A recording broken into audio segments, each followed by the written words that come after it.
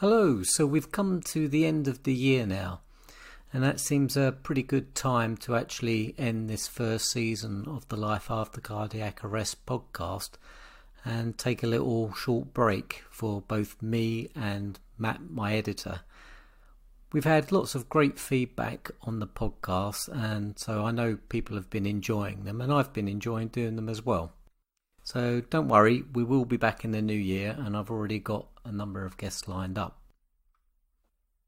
Talking of feedback, to help get the podcast out to other survivors, lifesavers, and others affected by a sudden cardiac arrest, I'd really appreciate it if you could rate and leave a review where you can. Typically, this would be on the Apple podcast site, which used to be called iTunes. Or if you don't use an Apple service, try Stitcher.com, that's STITCHER.com, or Podchaser. Now, I'd really appreciate it if you could leave a positive review. I'd just like to say thanks to all of those who have appeared on the previous episodes. We're now at episode 30, so that's probably over 30 hours of help, I hope. So I'd just like to say a massive thanks to my editor, Matt Nielsen, and he's an Australian in London and he's doing an absolutely fantastic job for us because we've had lots of nice comments about the great audio quality. So thanks very much, Matt. And he's managed to achieve that all for free and also despite having his laptop stolen about a month ago. So a great job. And that brings me round to today's episode with Professor Douglas Chamberlain. I must say it was an absolutely great chat and a real honour to be able to speak with someone like Professor Douglas. And he's 88 years young but still working and still got a great sharp mind. And we talked for over 2 hours, and it could have easily been more. And he's a real hero, I think, not only to me but to many who's been saved by the tools and techniques that he's taught paramedics and CFRs across the country and across Europe. But he's also very humble and quite humorous chap as well.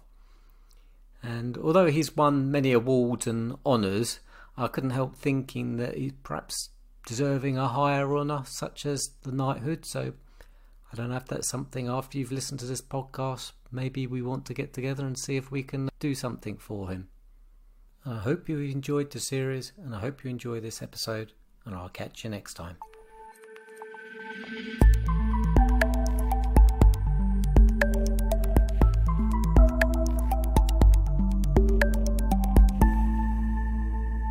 Hello and welcome to another episode of the Life After Cardiac Arrest podcast with me, your host, Paul Swindell. Today's guest can be described as a world-famous cardiologist. His contribution to the medical profession in general and to pre-hospital clinical care in particular is unrivaled. His achievements set in motion the paramedic profession, the concept of CFRs and publicly accessible defibrillators, ultimately saving thousands of lives, including mine. He has received numerous awards and honours, including a CBE, and I am honoured to introduce to you Professor Douglas Chamberlain. Welcome, Douglas. Thank you very much, Paul. I feel perhaps that you've overstated it, but still, thank you very much anyway. I don't think I have. When I was doing a little bit of research on your background, I found many accolades, and that was just one of the many. My first question to you would be, why did you decide to become a doctor?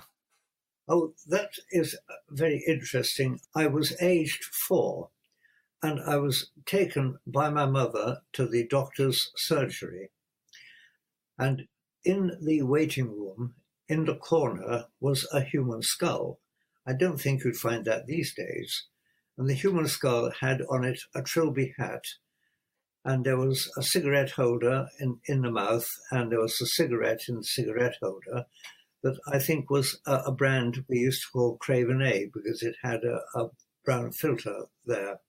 And I said to my mother, asked her what it was, and she told me. And I said, I want one of those. And my mother said, well, you can, but you'll have to become a doctor first. So I said, all right, I'll become a doctor. And that was it. And I never, ever thought to change my mind.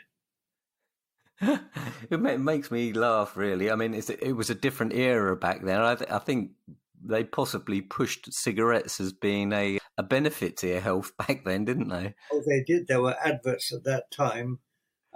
Your doctor recommends Craven A. It wasn't until about 1955 that the real problem of smoking became widely accepted. Uh-huh. So when was that you were 4? What year? Yeah. 1935. Goodness. So that sort of puts it into perspective. They were very troubled times back then, or difficult times, I imagine, to grow up and have ambitions. And so what was your sort of family situation like? Was something like a 4-year-old saying, I want to become a doctor? Was that a realistic proposition? Well, at that time, in many ways, weren't as difficult as they are now. My father actually was a coal merchant, and he started life in those days. He had a horse and cart and walking through the streets of Cardiff, where I was born, shouting, coal, coal. He later, his business grew and it became a little bit more sophisticated, but that was the background. There was no medical influence in the background, except for the fact that I'd seen that skull. Uh-huh. So how did you get from that idea or thought or a dream, if you like, to actually becoming a doctor? Well, first of all, of course, I went to school in Cardiff. I was caned twice every day because I could not read, and I couldn't read, I couldn't spell. I had severe dyslexia, but nobody at that time had discovered dyslexia. So I had a pretty miserable time. I remember an examination paper being stuck up on the wall with 0 out of 100 on it. So those were slightly difficult times. Then I was sent away to school because I was lazy. That was what people said. When I went away to school, there was a very, very fierce English teacher. And he said to me the first time I met him, he said, there's something the matter with you. I want you to know it is not your fault. After which he could not have been more helpful and patient. Even though dyslexia hadn't been described, he recognized that there was a problem that I couldn't control. And I wouldn't have got anywhere without his help at that time, which is, I think, really quite a thought. Yeah, it's quite insightful of him back then to be able to recognise that yes. it wasn't something that you weren't lazy. Yes, other people had his red pen scrawling this way and that. I only had a little tiny dot under things that he didn't think were quite right. He could not have been kinder. That was very, very helpful. That sounds like quite a contrast to your previous experience of education. Then the next thing was getting to university. I was averagely bright, nothing exceptional, but the time when I was going to go to university in 1950, Cambridge, where I went, they were just going to take people straight from school the following year when the applications went in. But very few people knew that. So there are only 5 applications to my college in Cambridge. And we all got in. My interview was very brief. I was interviewed by a pair of boots, by which I mean the man taking the interview had his feet on the desk. He had a newspaper in front of him. It was a copy of the Times, which in those days had only adverts on the front page. He never took the paper down. I never saw his face. He never saw mine. He just said to me, "What is your name, boy?" I wasn't even invited to sit down, actually. "What is your name, boy?" I told him my name. And again, without taking the paper down, he said, "If you can get your high school certificate, you can have a place." I said, "Thank you," and left. So that that sounds quite bizarre. that is how I got into Cambridge. Was it usual for a boy from Cardiff to a son of a coal merchant to go to Cambridge back then? Well, you see, mostly there are people, nearly all the people there were people who just come out of the army. Many of them have served during the war, and one didn't know very much about their backgrounds apart from the fact they'd been in the army. So anyway, I got to Cambridge. I was very pleased because, modest though I be, I think I can say that I was one of the world's greatest oarsmen. I loved rowing. Now, rowing at Cambridge was every afternoon. Unfortunately, anatomy was taught every afternoon. There was no choice. I rowed every afternoon, and so I never learnt anatomy. I did have an idea that before the exam I could mug it all up. There were 3 books on anatomy that I got hold of, and I thought I could learn it all in 2 or 3 weeks. And then I found it was utterly impossible. I went to the examination, and this is absolutely true. I went to the examination. It was a 3-hour exam, probably the most miserable 3 hours I've ever spent. I wrote 1.5 lines in that 3 hours, apart from copying out the questions. To be seen writing something, I copied out all the questions. Apart from that, only 1.5 lines that may or may not have been nonsense, I don't know. So I knew I had failed. When the results came out, my friend with whom I shared a room at Cambridge went off to see how he'd got on. No point my going. He came back. How did you get on, Gerald? I passed. So did you. No, I can't have passed. I went off to the Senate House and I looked, and there was my name. Now, the following day we had to be interviewed by our tutor. The tutor at Cambridge was not somebody who taught you, but just looked after your well-being. And he looked at my marks. He said, you did very well in physiology, you did very well in pathology, not badly in biochemistry. Your mark in anatomy is actually the worst I've ever seen. And it should be a fail, but for some reason they have put P beside it for pass. And I told him the story. And he said, in that case, the less we look into this, the better. So I passed. That's quite bizarre, isn't it? It is quite bizarre.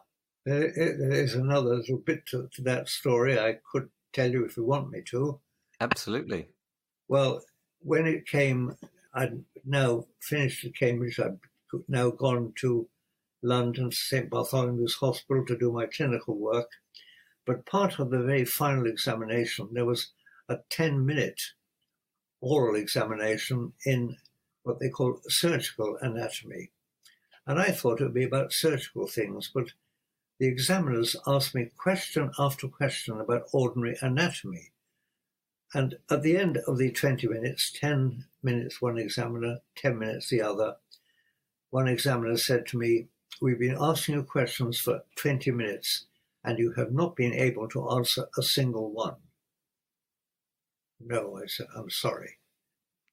And then he said, are you any relation of my good friend? And he mentioned a name, which ended in Chamberlain. Chamberlain was the surname. And I spoke the truth. I said, no, sir. I will never know whether he misheard me or whether he decided to ignore that, because he stood up, held out his hand, and we shook hands, and I passed again. Rather fortuitous, isn't it? Yeah, so there we are. I was now through, and I could now go to Cambridge. I could now go to and do my clinical work, and that was all fine.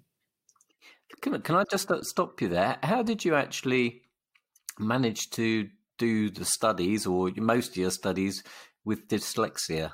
Was that a challenge in itself? Sounds like it would be. Yeah, yes, it was a challenge, but you may or may not know that on average, people with dyslexia do have a higher IQ than those without. There's, of course, a scatter, but the scatter is higher for people with dyslexia. So that does help.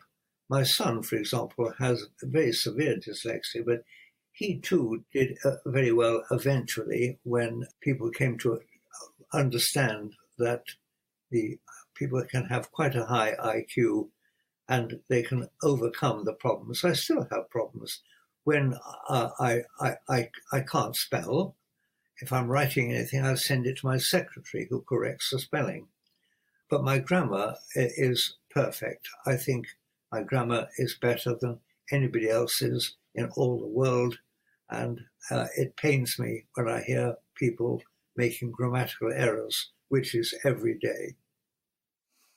Yes, especially today with computers, and people get lazier and lazier using abbreviations and things like that, and probably the grammar's being dumbed down to a certain degree. That's right. People were not taught grammar in school for many years. So you've gone through your education and you've come out with shining honours, and are you essentially now a doctor? Well, I got my MD. When you qualify your MBBS, that's an ordinary qualification. People call you doctor as a sort of courtesy, but I did get my Doctor of Medicine, so I am, if you like, a proper doctor.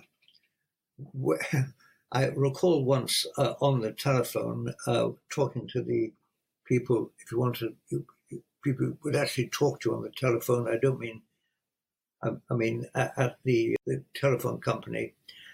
And I said I was a doctor, and she said, "Are you a proper doctor or just a medical doctor?" And I enjoyed saying both. So, so I did get my MD, but one of the problems now is that I'm not able to practice as a doctor in this country because after several scandals of bad doctors, you had to actually be a member of a university with all sorts of conditions that by that time I'd retired and I could not meet. So although I'm registered as a doctor, I can't practice in the United Kingdom. However, if I go to Europe, I can practice. So maybe that's a future career for you, a European doctor. I think I'm quite happy as I am. Thank you very much. So once you've qualified as a doctor, had you any thoughts about where that was going to take you? Yes, at medical school, there was a neurologist who was absolutely wonderful. This is at St. Bartholomew's Hospital. He was wonderful, and I wanted to become a neurologist because he had so inspired me. I then did one or two other things. I spent a year in the States. I then was in the army, keeping the Russians away. And when I was coming out of the army, I needed to get a job quickly. And I did apply for a job in neurology because this man had told me if I applied, he would make sure that I was appointed. Again, that doesn't happen these days. But I was a bit concerned. We had children by then, and I also applied for a job at the Brompton Hospital in chest disease in case I didn't get the one in neurology. Alas, the one at the Brompton came up the day before. I attended, and I was curious that there were only 2 applicants for this job. I didn't quite understand why. The reason was that the post advertised was working for a man who was absolutely, well, he was really a bit of a scoundrel. and he'd got the job at Brumpton, having come out of the army during the war, and he was just absolutely terrible. He gave lectures now and again, which were awful. I had to sit in the front row of his lectures. The first lecture I sat through thinking how terrible. The second lecture I sat through, not only did I fall asleep, but I went crashing down onto the floor. He never, ever, ever, ever, ever spoke to me again. So he would address any questions via a junior member of the group, and I had to reply in the same way. After a few weeks of this, I thought, this is terrible. I knew that I'd enjoyed working in cardiology as a medical student, so I rang the cardiologist at St. Bartholomew's Hospital, not knowing at that time he didn't like receiving phone calls. But when he heard why I was ringing, he laughed and said, "Come and see me on Monday. I will find you a job." And again, that wouldn't happen these days. I went along on Monday, and he didn't quite know what job I was going to have, but he said he would make me a research fellow, and I could do some research. "On what, sir?" "I've no idea. You have to find something. Goodbye." So there I was. I now had a job, and I was told that I could do some research, but nobody knew what I might do research on. That was an interesting time. I had quite an interesting couple of weeks, really, thinking about that and worrying about it. I will tell you more if you wish. Absolutely. So what year would that be? That would have been in 1960,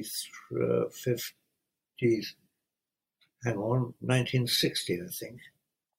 So what did I do? Mm-hmm.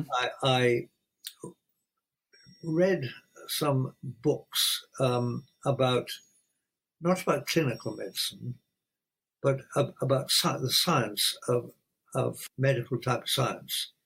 And I found one interesting one on drugs that blocked the adrenaline receptors. And it described, this paper at the very end, said there were two types of receptor, alpha and beta. Now, that wasn't widely known. So I actually decided that I would look into it from a clinical point of view. And I started doing some research and got some interesting results. Without going into much detail, I decided to ring ICI, big pharmaceutical manufacturer at that time, and say I've been looking into this, and I thought that there was a scope for a type of drug that would block the beta receptor, which wasn't widely available, only to discover that ICI had just produced one and were about to market it. However, the man who had made that discovery, he said, "I will come and visit you." And he came down, and we got on extremely well, and we did a lot of research together. He got a Nobel Prize. I didn't get a Nobel Prize, but that didn't matter. And that's how I got interested in research. And actually, altogether in my professional life, I have been author or co-author of over 300 papers, co-author of many of them, author of some. So beta blockade became a major interest. Was that person? That did help me. It didn't help very much in getting a job, however, a consultant post. I was a senior registrar at St. Bartholomew's Hospital. There are many, many people now applying for jobs. There was a mismatch between the number of people trained and the number of posts available. I applied for 32 posts. I know because a few years ago, I came across my pile of applications. I was actually offered one or two, but when I saw what they were like, I had turned them down, but mostly they had turned me down. So a post came up in Brighton. My chief at Barts, one I told you about just now, who was so helpful, he said, go and look at it if you like, but that is a terrible place, and there's no way you should actually apply to go there. I came, there were 6 hospitals in Brighton at that stage, 6 general hospitals, and there wasn't even a single ECG machine between them. My predecessor had an ECG machine, but occasionally he would lend it to a hospital. But by and large, they were unable to take electrocardiograms. So was that piece of equipment, was that relatively new back then? The electrocardiogram, no, it was certainly not new. It was many, many years old. Without thinking about it, I can't be probably 20 years old or more. So the fact they didn't have an ECG machine was quite incredible. Anyway, I decided that I would come. I had a conversation with one of the other people. He said, if you come, there are a lot of people here who really would work towards making this a better place. Now, there were, and with a little bit of organization, not me, but mostly others really worked hard. I had an excellent registrar, for example, who came and joined us. Very hard work. In the space of about 10 years, it had come from being a terrible hospital, fourth world, to just about to become a teaching hospital. But that was mostly the work of others. I took some part, but I have one great skill. Whether one should be proud of it or not, I do not know. I'm very good at riding on the shoulders of others and getting credit that I don't deserve. I'm sure you're being very humble, but I mean, that is a great skill to stand on the shoulders of others, though, because that is how we progress as a society, really. Yes, well, that's it. So I did that. So there we are. So what sort of time frame are we talking about? Your time at the hospital? Well, I left the hospital, let me think, it must have been in 1998, I think, probably. When did you join there again? Sorry, and could you just remind me the name of the hospital again? It was the Royal Sussex County Hospital. I left to go and work for the government. They offered me a job traveling around the world. There was an American and an East European and myself originally. And we traveled around the world, which was very interesting. As I say, it was for the government. It had its dangers, you know. I, for example, didn't realize when I was working for the government, walking along in Belfast, along the Falls Road, that very much, of course, a stronghold of the IRA. I walked all along it wearing my British Army overcoat. And when I got to the hospital where I was going, they asked me where I'd been, and I told them, "You're wearing that coat, you walked along there, and you're still alive? That's amazing." So, you know, exciting things did happen. And again, for the government, I went to Iraq, and I got arrested by 6 men with fixed bayonets, and that was quite exciting. But, you know, worries about this after the event. At the time, one's adrenaline levels are high enough to keep you happy. So I had many interesting, and in Saudi Arabia, I had a lot of interesting times.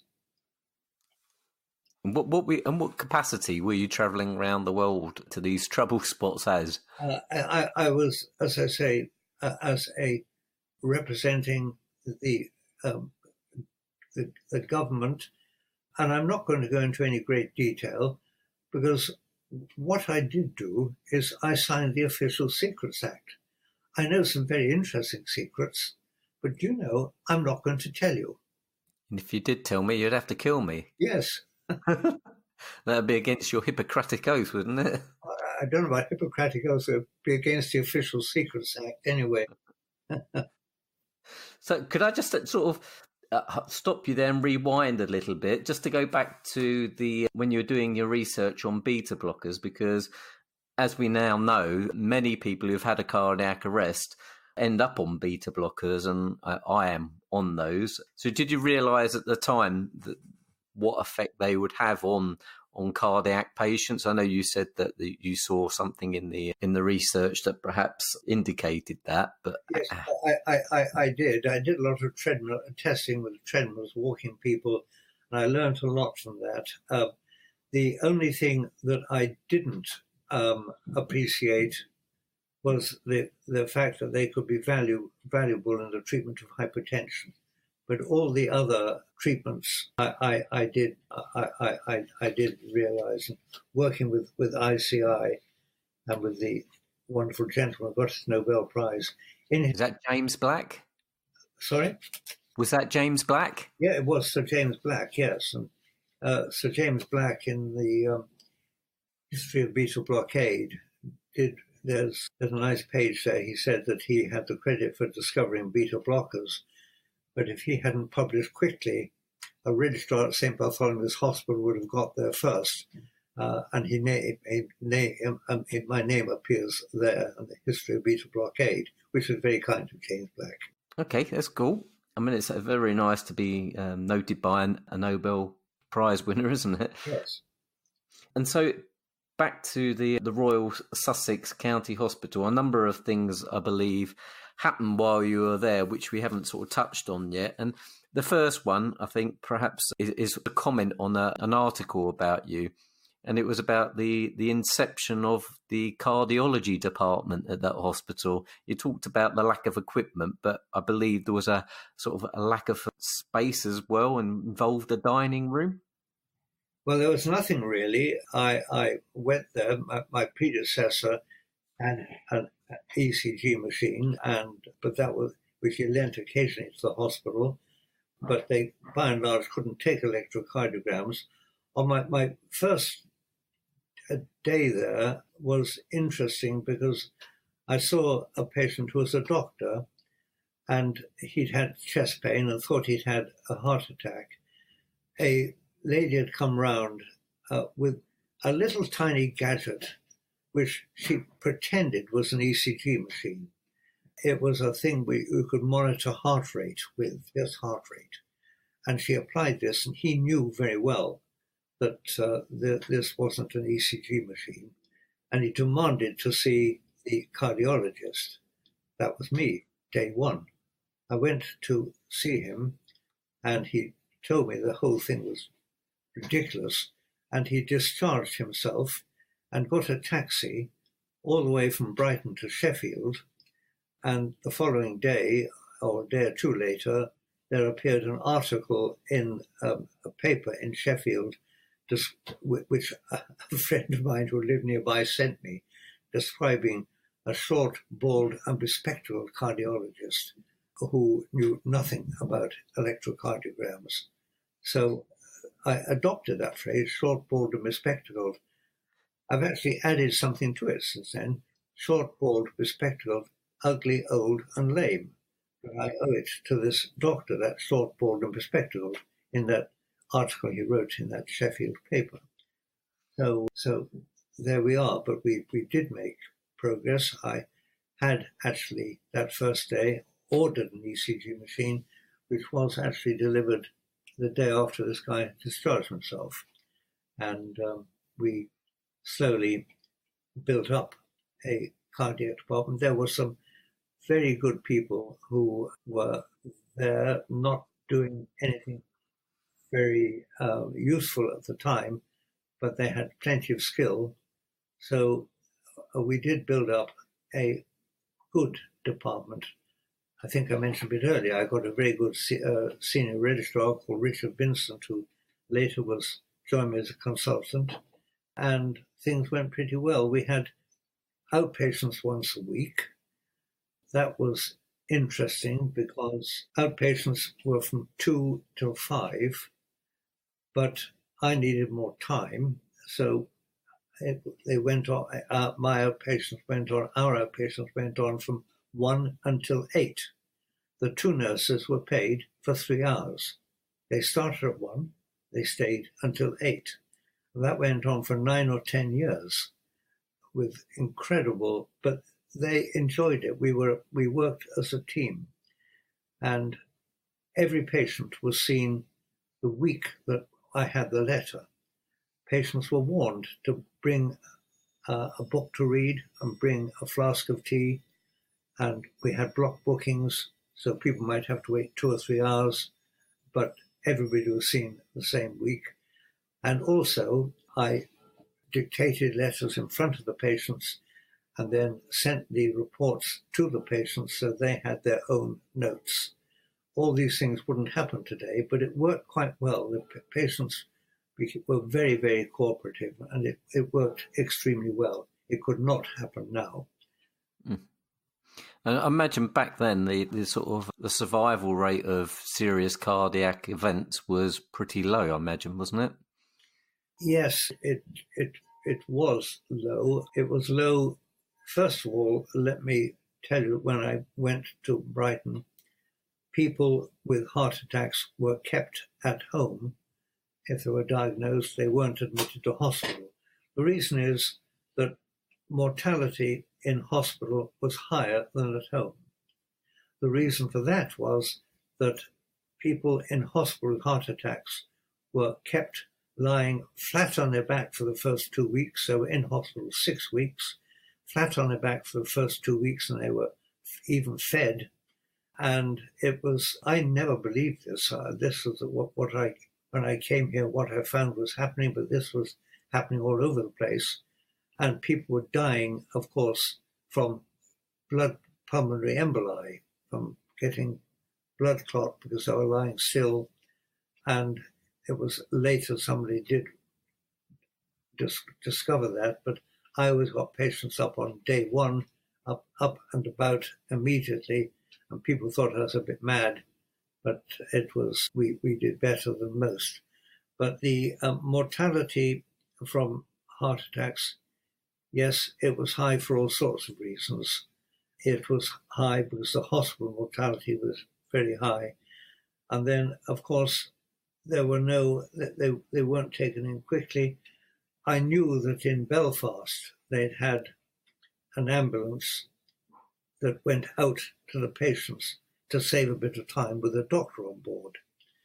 So when I arrived here, I thought that it would be a good idea to have an ambulance going out, but I tried to get that, and there was I couldn't. There was a medical officer of health who said he was in charge of the ambulance. So can I just stop you? What did, at that time, what was an ambulance, and what did an ambulance driver or the personnel who operated the ambulance, what did they actually do? Yeah, an ambulance driver, they merely conveyed patients. That was the point I was coming to. So merely a mode of conveyance. So anyway, I had wanted to make it something better than that, because in Belfast, as I say, they had a doctor on the ambulance, but the medical officer of health wouldn't allow it. But I was seeing a patient one day at home. We had things called domiciliary visits. The doctor could, GP could ring and ask us to go and visit the patient at home. I used to like that. I used to get to know the patient very well. On this occasion, it was quite clear the patient had had a heart attack. And while I was actually examining him, and I had taken an electrocardiogram too, there was a funny sound, and I realized he'd had a cardiac arrest. And his poor widow was there, and widow she remained. It's a sad story. But I asked her to go and dial 999 because I knew that there was in Brighton a so-called coronary ambulance set up after the Belfast model. And I asked that she should dial 999 and request it. I went on in the meantime doing cardiopulmonary resuscitation, and eventually I heard a two-tone, "Thank God it's here." the defibrillators those days were not small things like now. They were great big things. But an ambulance man came and I said, "Where's the defibrillator?" "We don't have the defibrillator. We have to report back to the medical officer of health. He will decide whether to send it or not." Oh my God. That ambulance man was Dusty Miller. He, at least now I had somebody to help me with the CPR, and he was wonderful at it. Eventually, another two-tone, and this time the defibrillator did arrive. It was carried upstairs, two men carrying it upstairs, plugged into the wall as it had to be in those days, turned on, and there was a huge explosion. It wasn't a tiny explosion, it was a huge explosion. This defibrillator had been kept by the medical officer of health in a shed with water pouring on it, and they had great big capacitors at that time. This great explosion, and we knew then that this poor man was not going to be resuscitated. And I recall having a row with the medical officer of health, and he said to me, "We shouldn't be rowing here in front of this is the lady," which was quite right. "Come and see me on Monday and we can discuss it." I went to see him and I told him that if I could have people like this Dusty Miller, I could train them to do everything that doctors did. "No," he said, "you can't. I've been in the Navy. I know about these things. You can teach people like this 3 tricks. Any more than that, they won't grasp." "No," I said, "I know I can." "Well," he said, "I don't think you can. But if you want to try, I'll support you." It was interesting that after that, he could not have been more helpful. And we trained people to be what we now call paramedics. And that was very successful locally. And that was about 1970, I understand, wasn't it? Yeah, it was in the early 70s, the beginning of the 70s. Yeah. Dusty Miller, did he become the first paramedic in the UK? Yes, Dusty would have been. Now, we very quickly had permission to train 6, and of those trained in 1970-71, all 6 sadly have now died. The last one died about 4 weeks ago, which was sad. The last of our 6. But anyway, we had what we now call paramedics, and things went well until there was a notification from the Department of Health that what we were doing with untrained, with non-medical people using medical equipment like defibrillators was not proven, and we should stop immediately. We had an order to stop. It was working well, but we were told we had to stop. And we did actually pay the ambulance men £2 a week extra for their skills. We were told we had to repay. They had to get them to repay the £2 they'd been on. Was £2? It doesn't sound very much now, but was £2 a lot back then, or? It wasn't very much. Probably about £10 now. I suppose. I don't know, but it was anyway. The unions objected, so they didn't have to pay back their money. But we couldn't anymore. We had to stop what we were doing, and that was very sad. And the Department of Health organised a meeting. It was in Harrogate, actually, finally to put an end to this nonsense of people and non-doctors using defibrillators and what have you. I wasn't even invited. There was one other place in the country, in Avon, in the Bristol Avon area, with a colleague of mine called Peter Basket, and he had also trained people. So we were told that we had to stop. He had to stop. I had to stop. Neither of us was invited to this meeting in Harrogate, but luckily the Royal College of Physicians was allowed to nominate somebody, and they nominated me. And the college of anaesthetists could nominate somebody, and they nominated my colleague Peter Basket. So we both got there. And when we were there in Harrogate, we put forward our case pretty powerfully. And lo and behold, the Department of Health people said, we now realize we were wrong to stop you doing what you're doing. And you may, in future, teach these skills.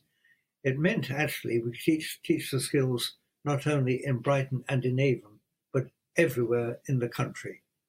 And so that marked a very big advance.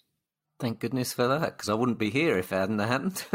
So we were able to train everywhere, and that was really very, very, very, very good. Indeed. Was that essentially the official start of the paramedic role? Yes, we didn't call them paramedics, and we thought we were the first in the world. However, some damned man in Florida started about 3 or 4 weeks before we did. Only I didn't know at the time, but I can say we were the first in Europe to use defibrillators. By now, they were available in these automated defibrillators. So we were the first to use automated defibrillators.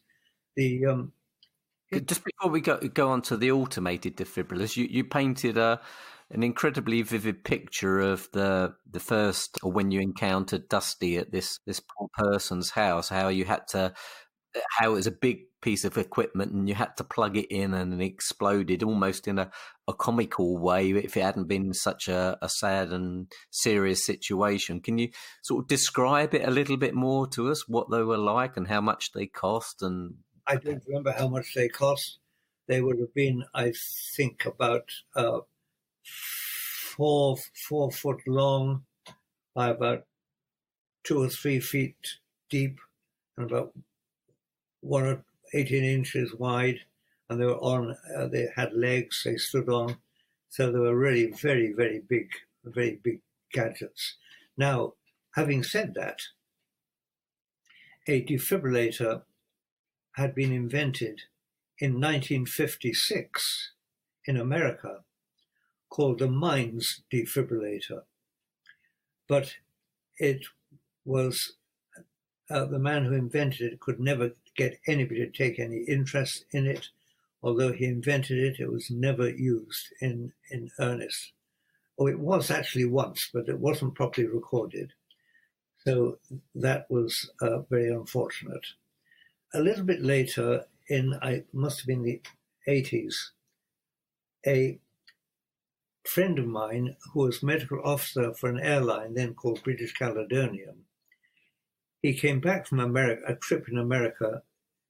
He'd been on the East Coast, and on the, do I mean the East Coast? The far side anyway, whichever that is. He had discovered that there was a company there making a small defibrillator that one could carry quite easily, but nobody in America would use it. He actually brought one back to show me, and he brought me the handbook. And I said, if this thing does a quarter of what it says, then it's a wonderful instrument. And he said, I'll get the inventor to come over and talk to you.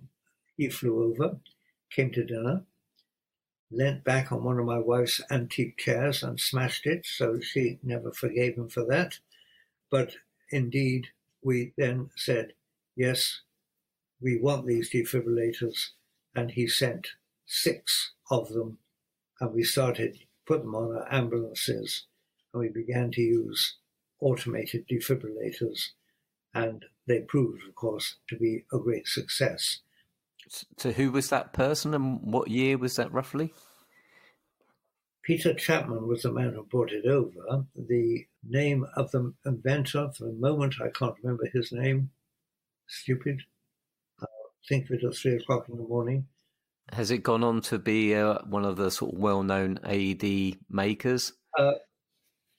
No, not really. They never made a great deal, sadly, though they were the first. And can't think now what I was going to say about it. But the Americans, after we published our results in the Lancet, the Americans then began to use automated defibrillators, and they published 2 years later, 2 or 3 years later, about 4 years after us, roughly, their experience with the use of AEDs, claiming to be the first in the world ever to use them.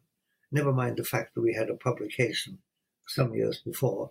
That was ignored because the only country that mattered was, of course, America. Yeah, of course. And these AEDs, they were automated as opposed to manual, I guess. And I believe Frank Pantridge in Belfast, he had produced a portable defibrillator back in the 60s. And so how did they differ? Yes, you're quite right. And I should have said that. He had a small defibrillator, but it did require you to do very much more. It wasn't it was not quite as good as the one that we had. But mark you, the man who made Pantridge's defibrillator was very, very helpful to us as well. So the Pantridge defibrillator does should have a place in that story. Absolutely. So would you have to sort of diagnose an arrhythmia that you could shock someone out of, or would you just apply and give them a shock anyway, with knowing that they were perhaps in a chance of being in a shockable rhythm, and you just give it a go? Now, you did actually ask me if I'd said the most harm you can do with an AED is you hit someone around the head with it. Did you really say this? Yes. You cannot do any harm with an automated defibrillator. You put them on the patient, and the automated defibrillator will examine the heart rhythm only if the patient has the suitable type of cardiac arrest.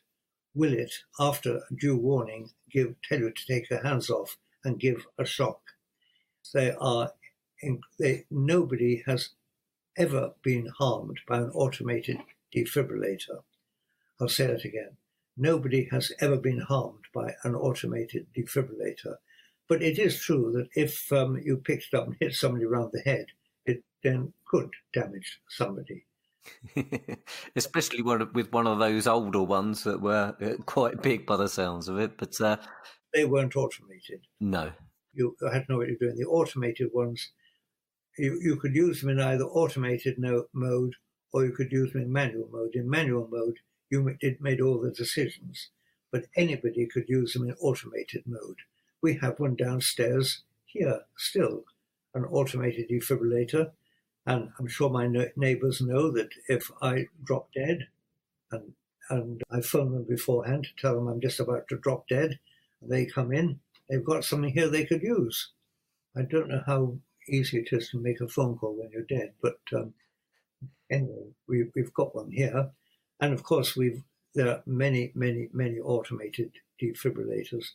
There too, of course, hangs a tale that it's hard to get one's thoughts sorted, but we put some defibrillators onto railway stations in the 70s, and we taught the transport police to use them. So these people became, if you like, the first community first responders. And on Victoria Station, in a period of 2 or 3 years, they had 5 people survive to leave hospital alive. That was very good and that then we made continued to make efforts to make them much more widely available. And these efforts, like so many other efforts, were blocked. But finally, I did manage to get help from a man who lived in Sheffield, who worked for the Transport Police. He was, in fact, on their board. And with his help, we made it more widely known, and the then Minister of Health got to hear of it. We used a thing called the grapevine. Have you ever heard of the grapevine? Absolutely. It is quite good. Yeah. And he got to hear of it, and I had a phone call from the House of Commons from his secretary saying the minister has heard about these devices and that you had them on a couple of stations, and he would like to send you, he's arranged to send to your home 300 of these defibrillators, and they'll be arriving next week. We have your address. And I said, I don't want 300 defibrillators in our home. There wouldn't be room for anything else. Thank you very much. But I will be grateful for the offer, and we'll find some way of dealing with it. What I did is I rang the Department of Health and said that there was a lady, I told them we had the offer of the defibrillators, and there was a lady I knew, a nurse, who would be happy to look after them. Interesting, they said. I then rang the nurse and said, I've spoken to the Department of Health, and they would be willing to get them if somebody would look after them. I told them that you would. I know you didn't know anything about it, but I thought you'd say yes. So she did say yes. And there was set up then the Department of Health scheme that she ran, and over the course of several years, and after we had 250 successes, the Department of Health actually held a party for survivors, and about 120 of them turned up in London to a great party they held, which was actually very nice. Eventually, of course, we had defibrillators on every station in the country and in many other places. The only problem is that people are a little bit reluctant to use them. Well, I was going to ask you about that because there was a couple of questions actually I was going to ask you. Who that lady was, or the nurse that sort of started all this and took on your 300 defibs, because she should get a name check. Can you remember who she was? Yes, and her name was Sean Davis, later Sean Brock, and she got an MBE. She was the youngest MBE ever, apart from sporting personalities. Sean Davis, IAN, lady's name. Mm-hmm. Sean Block, is it Brock or Block now? Anyway, she did a most wonderful, wonderful job. Dusty Miller went on to be incredibly helpful, traveling around teaching people. Sean did, and so, all I had to do was sit down and get the credit riding on the shoulders of others.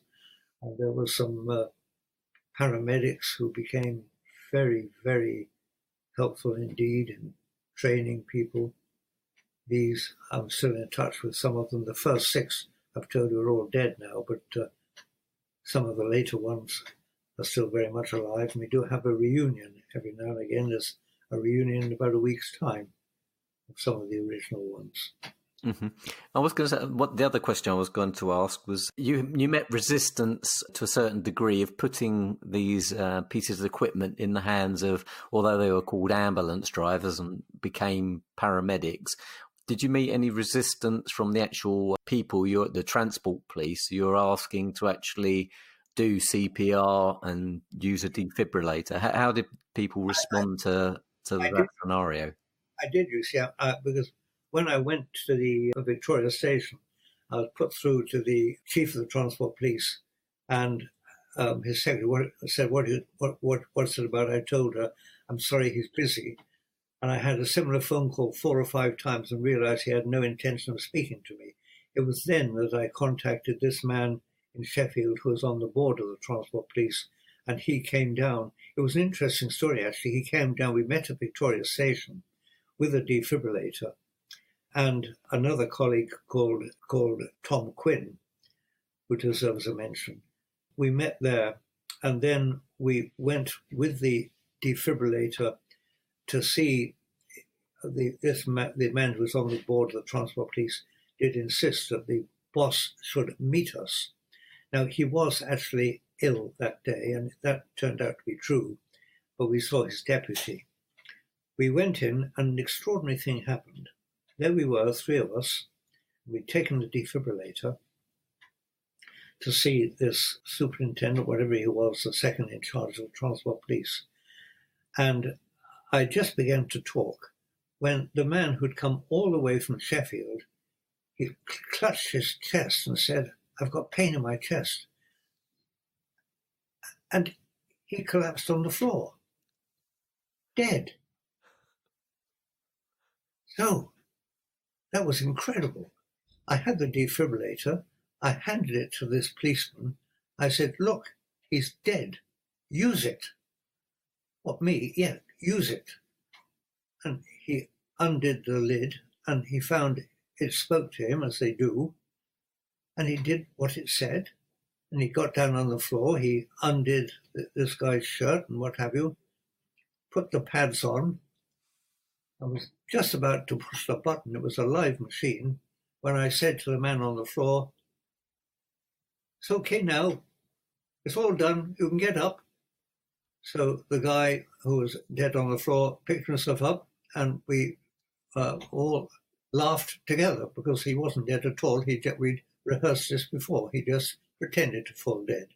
That was a bit of a cruel trick, wasn't it? Well, it worked very well because after that we got the defibrillator on all the stations. That's brilliant. Now, there was, however, a sequel, which was not an entire... There are many ups and downs in all these stories, and there was a down that came. Some years later, I'd been travelling around the world for the government, and I was no longer dealing with these matters. But some years later, I was on Victoria Station with an American called Carl Kern, and Carl said, "This is where you first put defibrillators." "Well done, Carl. That's right. You're very clever." "They're still here?" "I suppose so," I said. "I don't know, because I've been doing other things. I've not been involved for some years." And anyway, we went up to a transport policeman on the station who was a 15-year-old. I don't know if he was 15. It's just that as you get older, policemen do look younger. Yeah. But I said, "Have you got a defibrillator?" He said, yes. Why, is there a problem?" "No, but I did put them here first." "Yeah, would you like to see it?" "Yes." We went to a door, he unlocked it. We went in, he locked the door behind him. Another door he unlocked, and there was a defibrillator with a charge light on, but with about 3 inches of dust on top. And I said, "But nobody's touched this for years." "No," he said, "we don't know what to do with it. The people who used it originally are not here anymore, and we're not allowed to touch it." So again, we had to go through that rigmarole again of persuading the Transport Police, which we did, because now we had powerful allies on our side, that they were going to use defibrillators. So, ups and downs, lots of ups and downs. But there we are. There were, in the end, mostly ups. The biggest down now is that people are afraid to use them. There are a couple of problems. One is a dreadful one, that some boxes they're in outside are locked, and you have to ring a number to get the number to unlock it. And that is an absolute disgrace, because that takes time. But most, luckily, aren't locked, and people can go and take a defibrillator off the wall. We put 1,500 out, we put 300 out, eventually 1,500 out, and only 3 of them ever got stolen, and at least one we did get back. So, but people are afraid to use them, and even though they'll talk to people, they won't even open them. This is a problem. A colleague in the South Central area found that when people witnessed a cardiac arrest, only 4% of people would use a defibrillator, even if they had one available. I think it's got to be better than that now, luckily. How, if you're faced with that problem, how would you make it better? Yeah, it's a big public education piece, isn't there, that needs to be undertaken. And I guess, What sort of public education? well, You're not doing very well so far. to let people know that you can't cause any harm apart from if you bash someone round the head with it, as someone once said. How to let people know? Well, they're starting next year, aren't they, with this being part of the curriculum in England at least, and it needs to be throughout the rest of the UK as well. But that's the point. So people did actually, it was made part of the curriculum. You say it's going to be. It was. Did it stop being part of? Maybe it did stop being part of the curriculum, but it was part of the curriculum, and children were taught to use automated defibrillators. And what's more, any school could get some model ones to teach on from the British Heart Foundation for free to aid in the teaching, and they could keep them. So school children were taught, and that did lead to there being more successes from cardiac arrest. But there we are. If you tell me it's going to be, it must be that it dropped out of the curriculum at some stage, and I'm afraid I didn't know that. Yeah, it's going to be part of the curriculum from next September that all year 10s, I think that is, will be taught. How old are they? Year 10, oh goodness. Even though my sons have just gone through that, I can't think, probably about 13 or 14, something like that. Fine. Well, it was part of the curriculum, so it must have gone out of the curriculum. I did not know that. Mm-hmm. Oh, well, I didn't know it was a part of the curriculum, but it certainly was earlier this year in January, I think, that the Department of Health announced that it would be part. But although it was just an announcement to say we want it part of the curriculum, I don't think they've necessarily put any real thought or money behind it. So I think it's going to be left to certain organisations, maybe the British Heart Foundation, and certainly someone we both know, Professor Toff's organisation, Heartwise, and charities like SADS UK to sort of... I mean, he did a great deal in, where was it, in Leicestershire, yeah. And he's taking it on and essentially franchise his model into Essex as well, and that's just been started. Yes, I did read that. And then in some countries, Copenhagen is a guy there in Copenhagen who actually decided that defibrillators should be widely available. It's always easy to get the money. You've got the money, but in Copenhagen, they were not only put in a lot of public places. Every taxi still has one. So it just called for a taxi if you want a defibrillator. Anyway, they increased the number of survivals in Copenhagen over a period of about 18 months, tenfold. That's incredible. Copenhagen has I think, probably the best survival now in Europe. One of the things we need is time. We need to get there quickly. You did ask me at one time what myths, what untruths were there around. One myth is that the chance of a successful defibrillation falls by 10% every minute. If you look that up, you'll find another reference, early reference, and look that up, you'll find an early reference, and look that up, and you'll find I spent about a day in a public library going through and eventually found the original reference, and it was all done on computer analysis. It wasn't even real fact. It was done on a computer analysis, which people are not aware of. The best study done for real showed over 20% per minute. So it's very important to be there on time. Hence the need for community first responders, because you've got to get people there within 4 or 5 minutes. And the trouble is that in this country, most ambulance services do not know how to use community first responders to the best effect. And that is where we could make a huge impact. Some services are better than others and have better results, but by and large, we don't do nearly as well as we should, simply because community first responders, they need to be alerted, they need to have a good system. There's a good system now available. What's it called? Good Sam, the Good Sam app. If that was used properly, it could be very much better, and people could be alerted to where the cardiac arrest was and get there much more quickly. So there we are. That's still a hurdle that's only been partly crossed. How are CFRs notified at the moment then if they don't use Good Sam in their area? How are they notified? Oh, it all depends on the service. But there's this chap, Chamberlain, has a saying that a service must notify a first responder within 30 seconds of alerting the ambulance, preferably even before.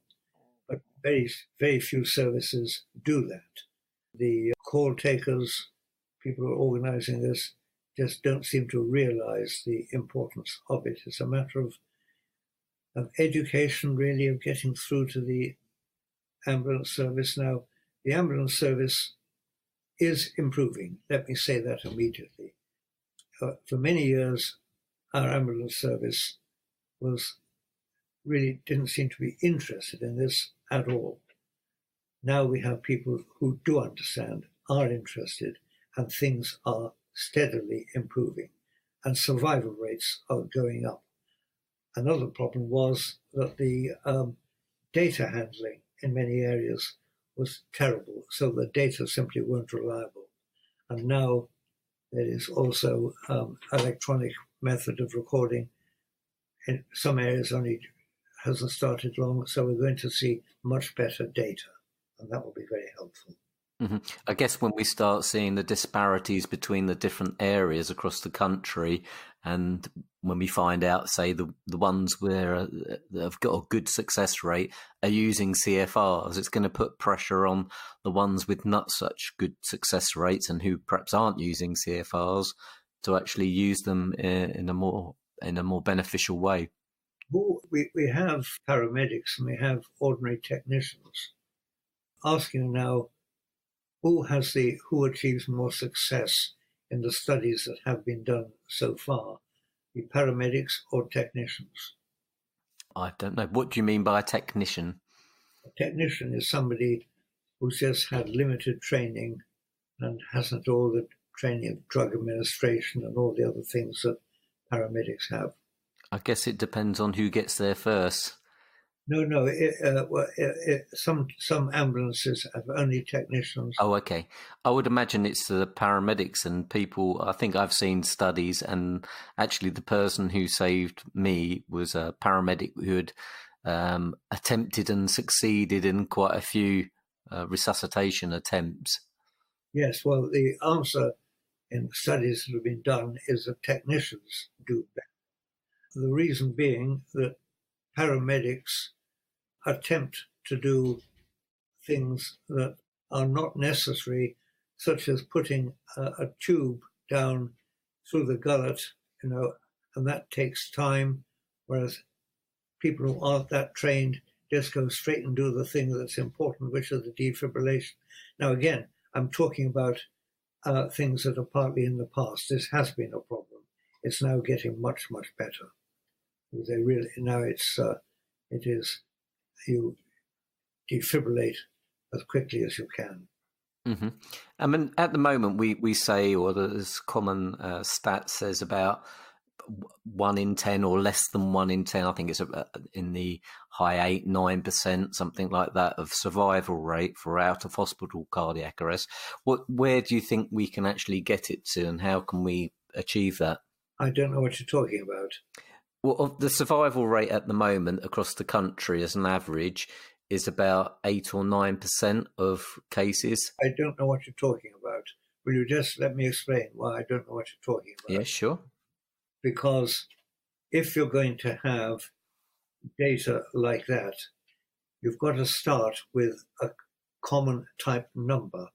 the number you should start with is the number of cardiac arrests that you actually attend. A service attends, the number of cardiac arrests they attend. Now, some services, they actually, data is very often fake data, and some services don't do it that way. They only will take it if they arrive within a certain time, or arrive if the patient had CPR, or all sorts of things. If you take all cases of cardiac arrest, then the data are actually not good at all. But that's what we should have. All the data should be got in the same way, and it should be all cases of cardiac arrest where we have a response from. Is there not a unified or codified method of recording this data then? Well, there hasn't been in the past. Whether, I think, again, I'm a little bit behind by not being as involved as I was, but that was a great problem. There was another point. And how you judge success is another thing that's important. Judge success by getting return of spontaneous circulation. That is judge success by leaving the hospital alive with a good brain function, and that's a very different figure. So you've always got to look at what figures people are talking about. And there's still no really unified system. Well, there is an attempt, it's gradually being introduced, but we have suffered because there has not been this unified system. And there's another problem, that ambulances aren't available. There aren't enough ambulances. Why aren't there enough ambulances? I'm asking you, why aren't there enough ambulances? I have no idea. I imagine part of it is because of structures within the NHS and procedures and protocols they have for admitting patients. I know we quite often see on the TV where there's queues of ambulances, particularly over the winter, where they're waiting to discharge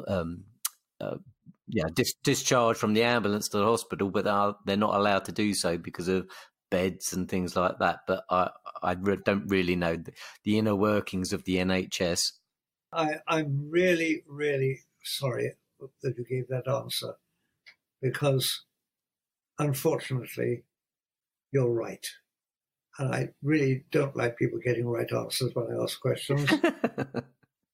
The ambulances go to hospital, any hospital you see them, all they're waiting to offload and waiting to get away, and they can't, often because the hospitals don't understand, or because they're too busy, or because they can't get patients out of their beds to discharge them for various reasons.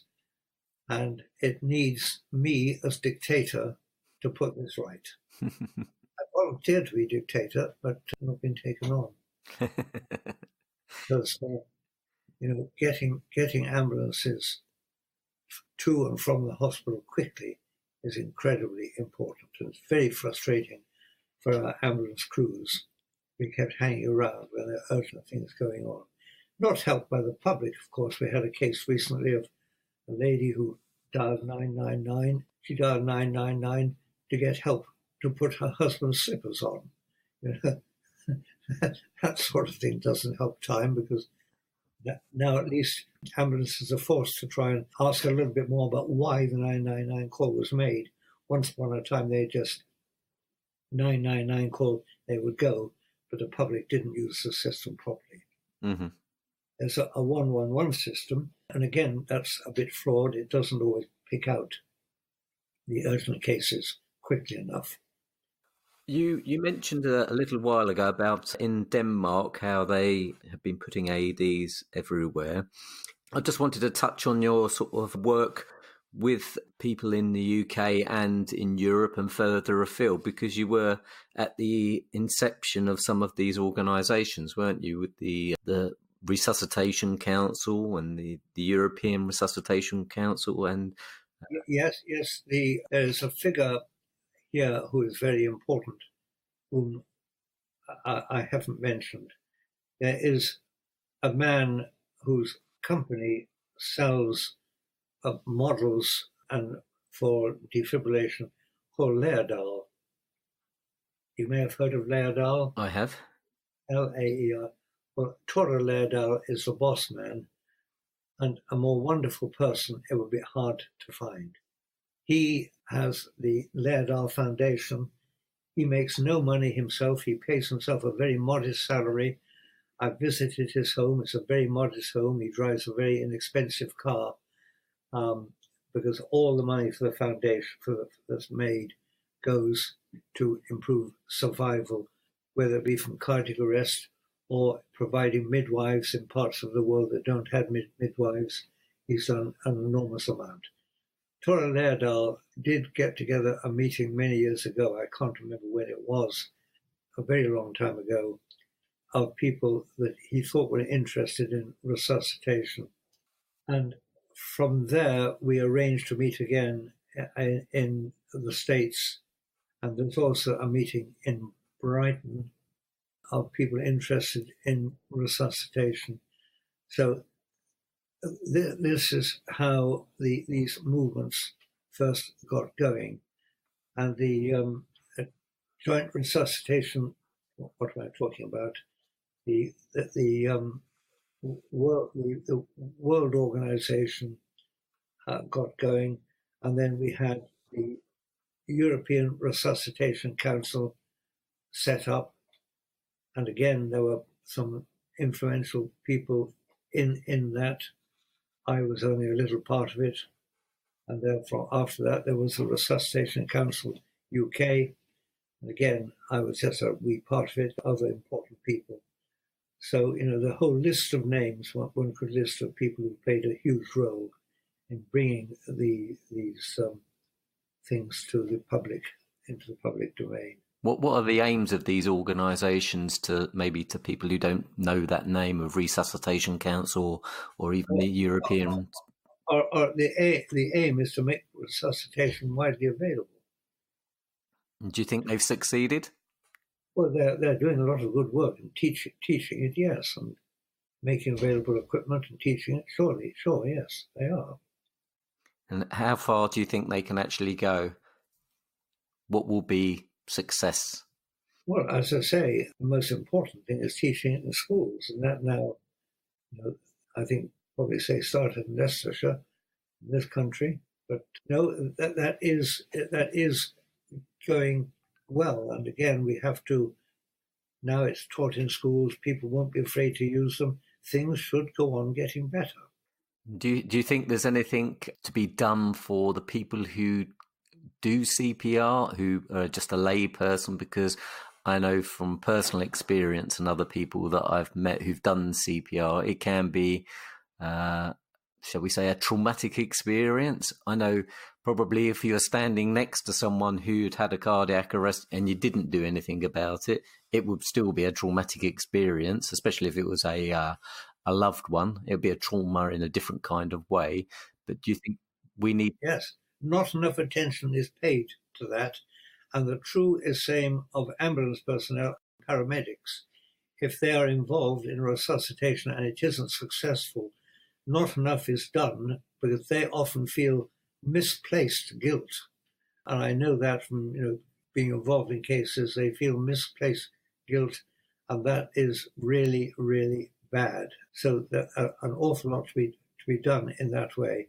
And there's another big problem that in doing resuscitation, if somebody's had a cardiac arrest for a while, the body becomes resistant to being resuscitated, as it were. And there need to be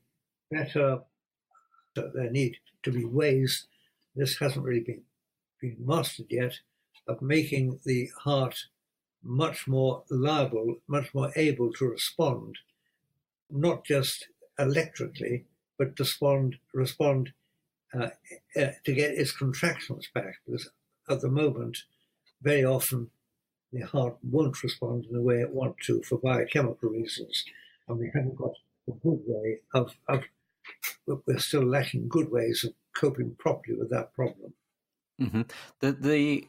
The whole concept of actually bringing someone back from, if I use air quotes, the dead. I don't know whether people are really classed as the dead when they're in that state by a medical person such as yourself. Do you think that we're as a species aren't really designed to be turned off and on again, as it were, like a computer? Do you think that we've really understood the ramifications of that process yet? Well, no, and that's what I'm saying. I mean, I went to a club I belonged to, Rotary, Probus Club, and I went to have lunch, and somebody said to me, "Oh, Stan's tripped up." Oh no, let me tell the story from the beginning. I went there, and I had persuaded this club to buy a defibrillator, an automated defibrillator. And after much persuasion, they bought one. And I went this particular day, and the lady manager said to me, "We've had this device 6 weeks and we've never even used it." And I said, pointing to the fire extinguisher, "Have you used that in the last 6 weeks?" And she said, "No, that's a very good point. We haven't."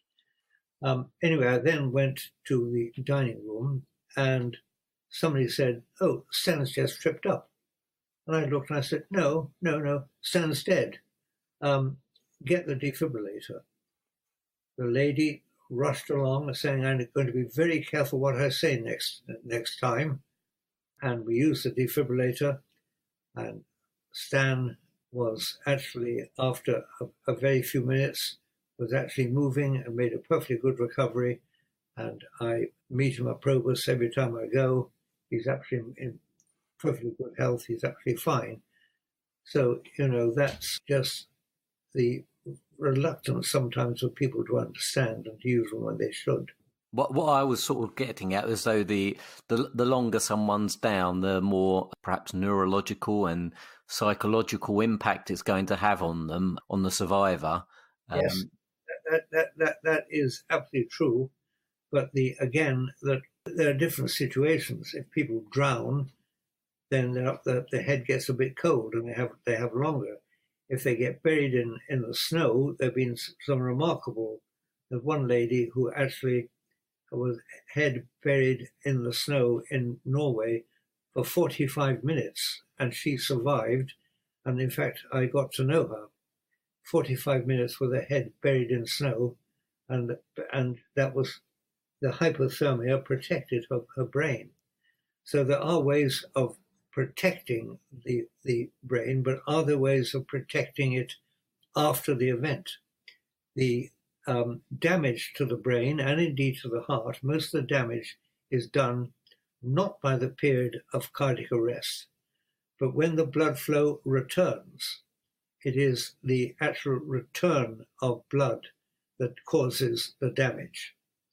So, okay, let's stop that then. Because the bad damage is done by the return of blood flow. It's after, that's when the damage occurs. We've got to protect the brain, protect the heart from that thing, the chemical processes that cause the cell death when it gets its oxygen supply back. I guess there's a big piece of science to understand how we can get the blood flow back into it, the brain and the body, without actually doing any damage then. Interestingly, it can be done in some situations, and it can be done in experimental animals, but in man, it is being very resistant. It's learning how to prevent the return of oxygen you're supplying from actually polishing them off instead of bringing them back. Mm-hmm. And that's a very important point, but it gives rise to hope, because I'm sure that somebody eventually will find a way of doing it. There are some suggestions that haven't been properly explored yet, and I wish they would, but they haven't been. Anyway, yeah. Okay. Like I say, what excites you most about the future of resuscitation? Well, that's it really, finding a way that will stop the returning oxygen causing irreversible damage. So if we could find out a solution to that, we can essentially put people into stasis, are you saying? We can what? Put people into stasis. You know, this dream of being able to freeze a man so they can wake up again in 100 years' time or something like that. Yeah, I don't recommend that, and I don't want to be frozen, thank you. Well, you never know what you could be doing in another 100 years' time. Yes, but I'm nearly 100 years old, so I can look back nearly that time. Not quite. Uh-huh. Talking about looking back, you know, what's it been like for you being a cardiologist? Has it met your expectation, or is it what's been different to how you thought when you're that four-year-old boy and you wanted to become a doctor? Has being a doctor met your expectations? And then in the cardiology world, I imagine that you've seen huge changes. I've loved it, but when I was a cardiologist, there was quite a lot to know, and we didn't have quite enough time to know it all, but nearly. You know, when I was an active cardiologist, I could say I know most of what there is to know that's important. But now there's so much new has been discovered, particularly in terms of molecular structure and genomics, that no one person can know any major part of what there is to know. So cardiologists, more perhaps than any other specialty, have become specialists in one little bit of the speciality, because they can't embrace it all. It's far, far too much. So there are people who specialize in this, people who specialize in that. One of the problems is if you're a patient and you're sent to see a cardiologist, it'd be much better to go and see a cardiologist who specializes in the right bit for you. But, you know, it's not always possible to know that. Mm-hmm. Well, I totally agree. The more we find out about these parts of the body and the cell and the genome, the more avenues we open up to sort of go down. Yes, quite. It's true. Talking about your career, what has kept you working long past the age that many retire at? Well, I've retired several times. Retired from this, that, and the other. You know, I retired first from cardiology in the hospital, and then went off for the government doing other work and so on. I'm just interested. I don't do very much now. What do I do? Okay, I look at transmitted electrocardiograms every day, because the ambulance service transmits electrocardiograms to the hospital. And I look at all those. I don't look at all of them. I look at half of them every day, which is about an hour's work, to pick out faults in equipment, that probably about 2 or 3 a week, where I detect that the equipment isn't working as it should. These complicated things do misbehave, and paramedics sometimes, who've got lots to do, don't always realize that there is something wrong with the machine. And I'm probably better than most people at spotting there's something wrong. But also, bit of cardiology, I do lecture, of course, in the ambulance service. I do a bit of lecturing in the medical school. I'll be giving several lectures in the beginning of January, for example. So I'm still active there. I think it's partly because I like the sound of my own voice, you know. If one's a bit lacks modesty, you do like the sound of your own voice. And also I like to sort of feel boss, you know. It's good, really.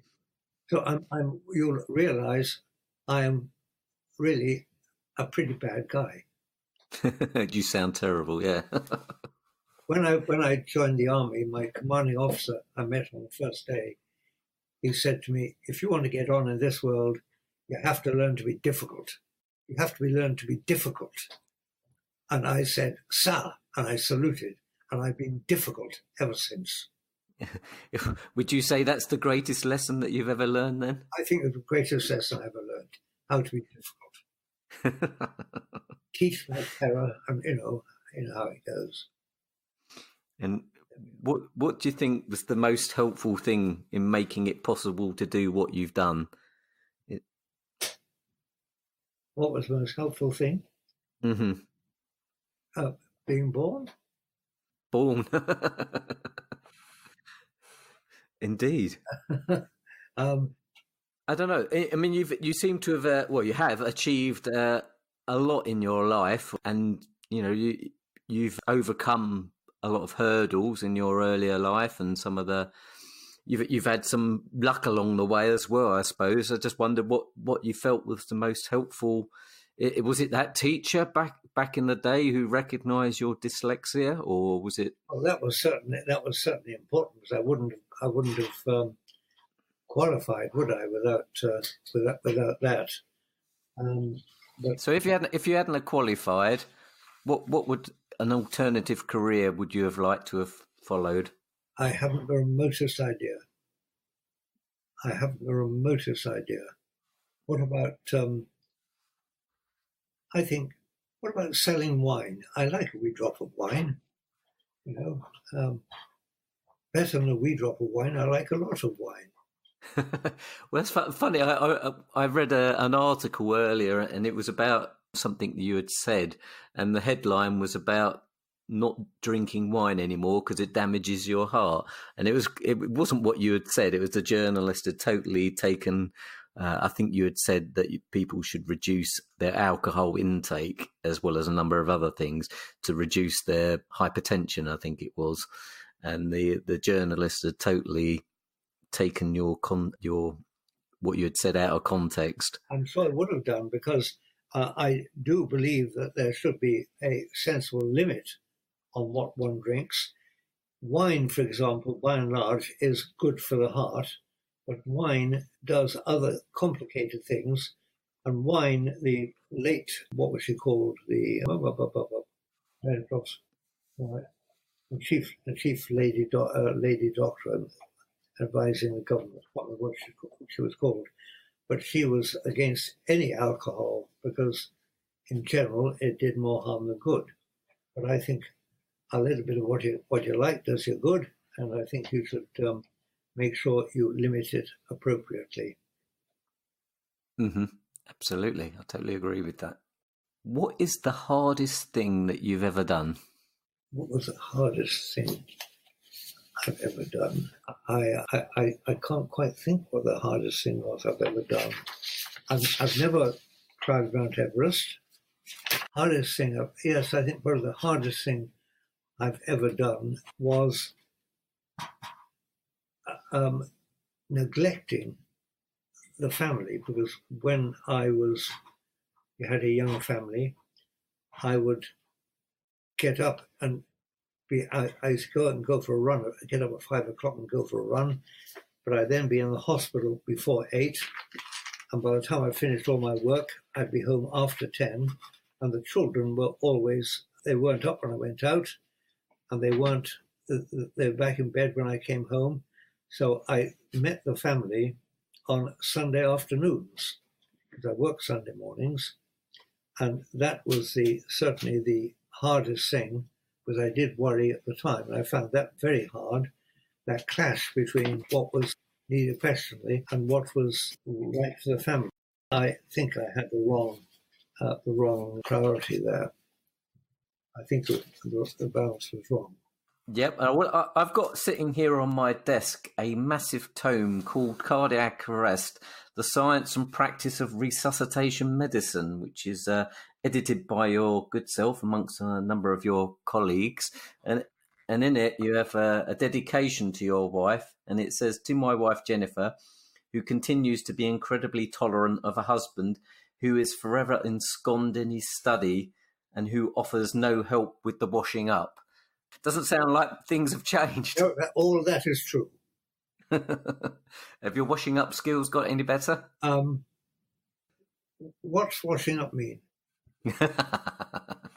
Surely you have to scrub up before you're doing an operation or something. I don't do any of that these days.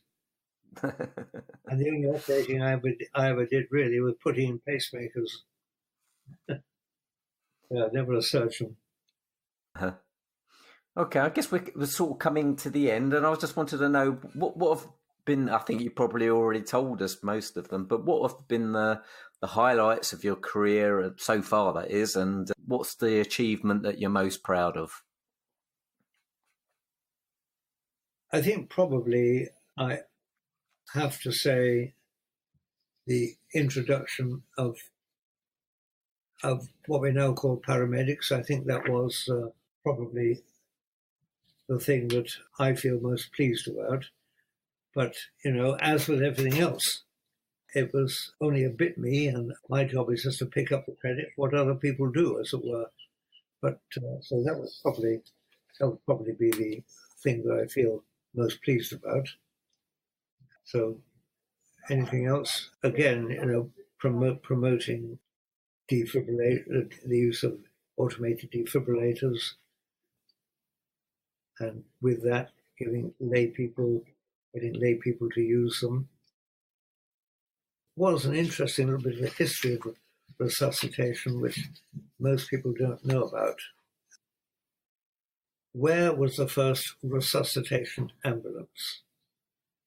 We've talked about Belfast, but there was another one afterward. Where was the first one without any doctor? Where was the first ambulance? I'm guessing it was in Brighton. I'm really pleased to say that you said that, because I can say it wrong. It was in Dublin. Oh, right. There was a man in Dublin who went to a political meeting, Fianna Fáil, Fianna Gael, one of these, forgotten which it was. He went there with his friend was speaking. His friend really got very excited, waving his arms around as he was speaking, getting very excited. And he really got carried away, so excited that he fell dead and got carried away. And this friend of his was extremely upset by this and went to the Irish Heart Foundation to say, what could he have done? And they said, well, there have just recently been introduced a type of small defibrillator that if you'd had one there, you might have saved him. So he bought an ambulance himself. He did own a garage. He bought an ambulance and bought a defibrillator, and he actually told GPs to ring him if they had a cardiac arrest. And over the space of about 2 or 3 years, he did have saved several people. When he died, his son didn't take it over, so it all fell apart, and that was the end of that. What was that chap's name? Do you know? Yeah, of course I know. Well, you don't expect to tell you, do? So was he the first paramedic, do you think? Well, not the first paramedic. You could say he was the non-doctor to offer defibrillation facilities. That guy, that's where the first really was, yes. Mm-hmm. I don't think he'd called it, well, of course, the term paramedic had not been invented then, but it's a big pity I can't remember his name. No, I can't. I can find out and I can tell you later. Okay, no worries. So what do you think other people you have worked with would say about you? I think they'd say, what a difficult guy. Don't you think? I've got no idea. I've never worked with you. I've had an incredibly interesting conversation with you. I think people would think I was terribly difficult. But you said earlier that being difficult was one of the greatest lessons that you've learned. Yes, it was, yes, that's right.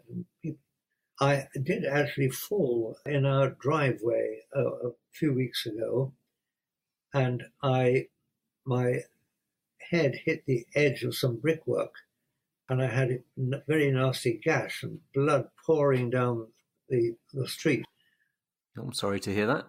in gallons. I do exaggerate. I like exaggerating.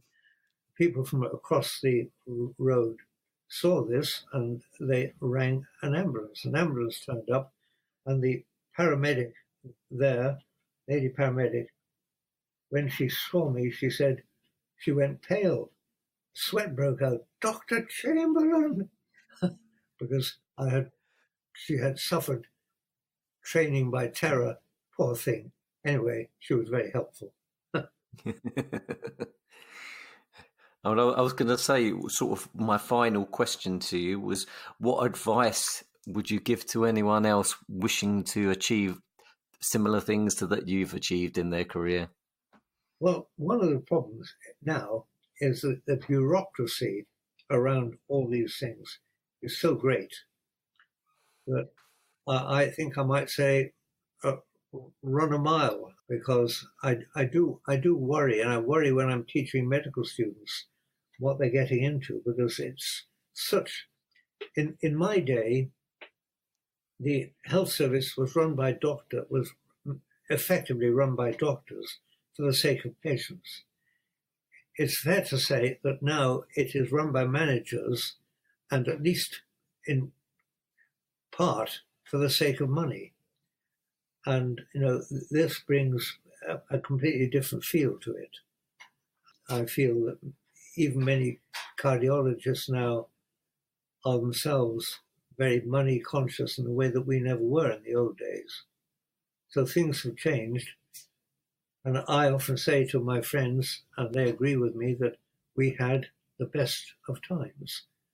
Because we did, because we could actually do things that were effective, but under the very good conditions that don't exist anymore.